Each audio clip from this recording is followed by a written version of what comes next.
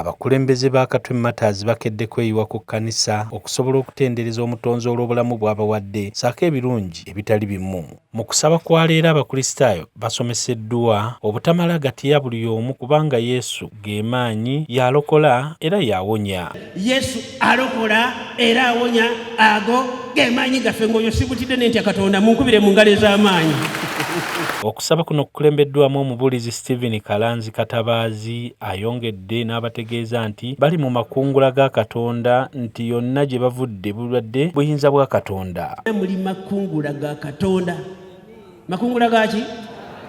Gye muvudde mu buteeyi yonna gye mwava gye simanyi, Mukama azze abakuuma, najja nga abapakira amaanyi, najja nga abawa obuyinza, ne mujja nga mutuula mu kigambo kya Katonda. Bwe munaawuliranga ebigambo bino bye babagamba ne babasolozangako ne ssente zammwe, eruusi ne muzireeta nga mwagala, eruusi ne muzireeta nga temwagala, mujja kulaba Katonda ng'abakolera ebikulu n'ebyamaanyi, muwangaale ate muwangule ensi, mumalirize ne wano paka okutuuka ku bulamu obutaggwaawo obw'omu ggulu. Mu linnya lya Yesu Kristo Mukama waffe.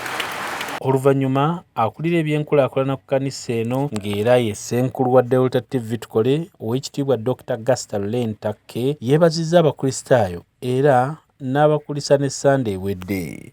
Guno mba mulyaza amaanyi bwe ntandika okubasaba ssente nga sibeebazizza na bakulisa Sande ewedde. Bannange mwebale nnyo, mwebalire ddala. Sande yaffe yatambula bulungi naye nga foundation yaayo yali mmwe kubanga kye twali tujaguza, kye twali twebaza kyali kirabwako.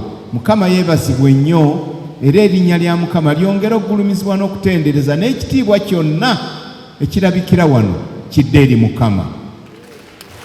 Oweekitiibwa Dr. Gaston Lentakke olumaliriza n'akulemberamu akatale ak'okutunda ebintu ebibaweereddwa ebyamakungula ng'omu ku kaweefube ow'okutambuza emirimu egy'ekkanisa.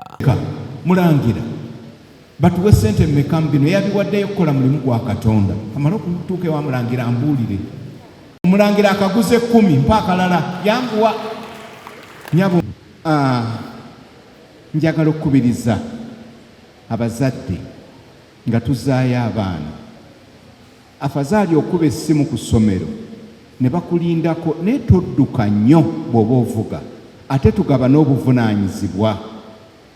Omwami oba ogenze eno, maama taata oba agenze eno, maama genda eno, naye toga nti nja kuva enabbingo ate nvuge ngende endejje gw'omuntu omu. Tugabanye, oba saasaanya ekiwerako opangise emmotoka mwegabanyeemu, naye todduka togenda ku masomero ga sukka 2 okujyawo nga gali sayidi emu. Abaana tubasibirira entanda nga mugenze kusoma, ku ssomero gye mugenda okujja ebinaabafuula babinojjo, so si by'onoosangayo ebitali birungi naye byebirungi.